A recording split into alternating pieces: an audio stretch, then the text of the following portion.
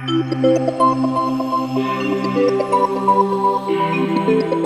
5-point test for hate speech is a very simple tool which journalists can use to try to work out whether or not they should be publishing or not publishing what people say. The first thing is for journalists to recognize that just because someone says something outrageous doesn't make it newsworthy.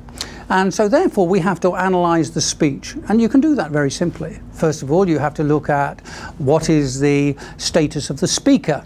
Is the person an elected person? Is the person a community leader? Do they have, as a result of what they say, the potential to influence people? Secondly, we need to look at the content and the form of the speech. Is it provocative in the way that it has been presented, and what is the language that's being used? Is that provocative? Is that something which is going to generate hatred?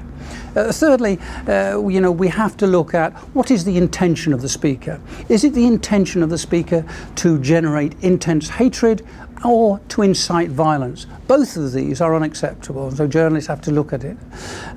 Fourthly, there's the question of what is the social and political context in which hate speech is being generated and put out. So that is an extremely important consideration, because particularly at times when the population is uncertain or fearful and so on, speech which is provocative can actually fan the flames of intolerance.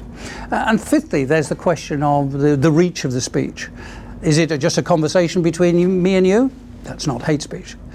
If it's a conversation, though, in which other people are involved, is it being distributed through the internet? Is it being distributed in a manner deliberately designed to create a maximum impact for the message that's being put out?